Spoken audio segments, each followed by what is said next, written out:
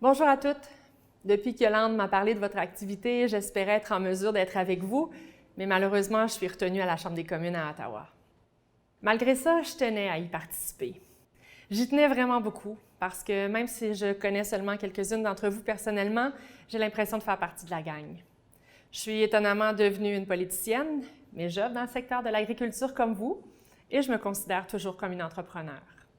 Je suis née, j'ai étudié à Sherbrooke et ça fait plus de 20 ans que je suis copropriétaire du camping de Compton. J'ai vécu 10 ans à Compton d'ailleurs et aujourd'hui j'habite Rock Forest. Avant de faire de la politique, c'est drôle à dire, mais je ne savais pas que j'étais féministe. J'avais jamais senti le besoin de me battre plus que les gars pour faire ma place.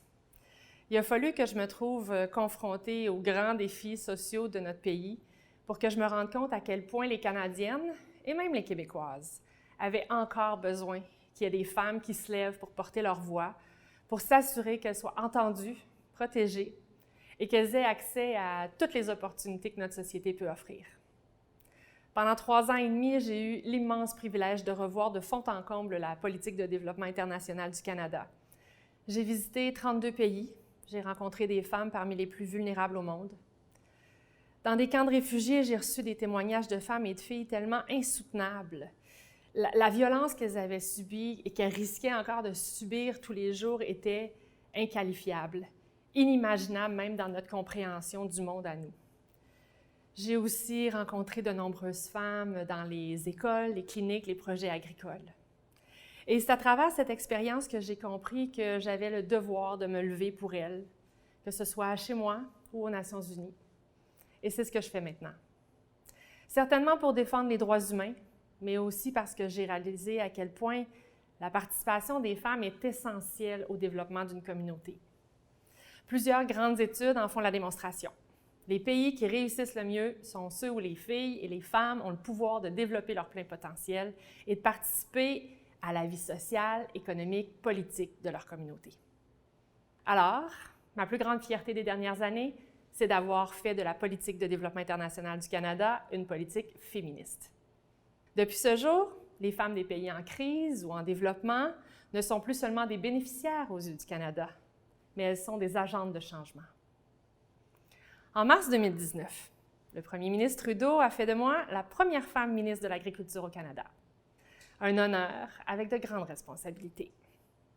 On est là pour parler du rôle des femmes aujourd'hui, mais je ne voudrais pas passer sous silence ou vous laisser croire que c'est mon principal mandat quand même.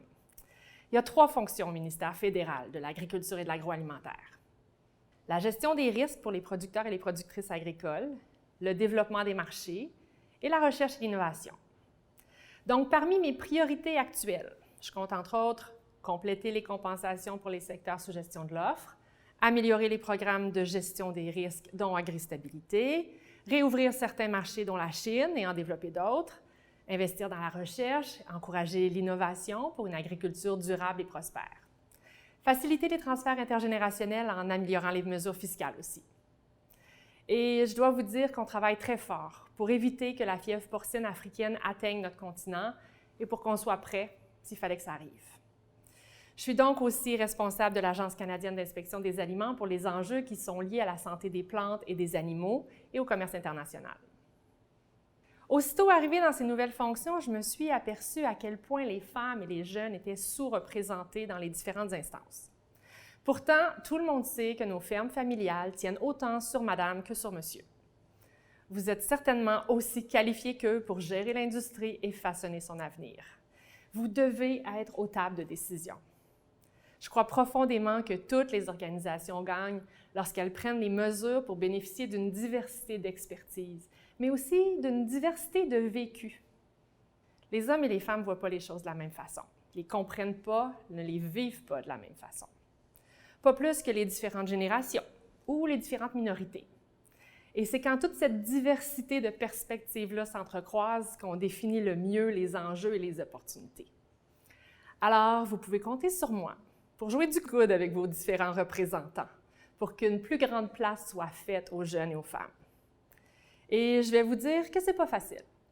Tous ces messieurs pleins de bonnes intentions se croient aptes à parler en votre nom et ils le font de leur mieux. Eh bien, je vous encourage à leur dire que c'est à leur tour de tenir la ferme et la maison pendant que vous vous impliquez dans votre industrie sur la scène régionale, nationale et pourquoi pas internationale. C'est important qu'au sein de l'industrie, vous atteigniez une représentation proportionnelle au rôle que vous jouez dans l'entreprise. Ça ne se fera pas du jour au lendemain. Je comprends qu'il faut gérer la vraie vie à la maison et à la ferme et que les stress que vivent les productrices et les producteurs sont grands en ce moment.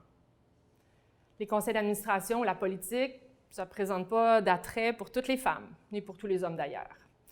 Il faut développer son leadership, sa capacité à influencer. Mais on a besoin de différents styles autour des tables de décision. Des bonnes techniciennes, des bonnes gestionnaires et aussi des visionnaires. Celles qui ont ce sixième sens, qui voient grand, qui voient loin, qui croient, qui osent. Faites-vous confiance, trouvez un mentor. Ou quand vous connaissez une qui a le potentiel, encouragez-la, aidez-la à s'organiser, soyez fiers d'elle, soutenez-la. C'est pas facile de représenter une communauté, je peux vous le dire. Tout n'est jamais blanc ni noir. Les enjeux sont complexes, les budgets sont limités, il faut encaisser les critiques.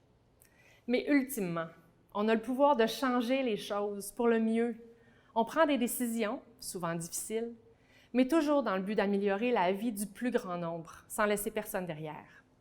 Aussi difficile que ça puisse être, c'est un grand privilège. Encore une fois, je regrette de ne pas être parmi vous aujourd'hui. Merci de m'avoir accueilli malgré tout et je vous souhaite une excellente année agricole.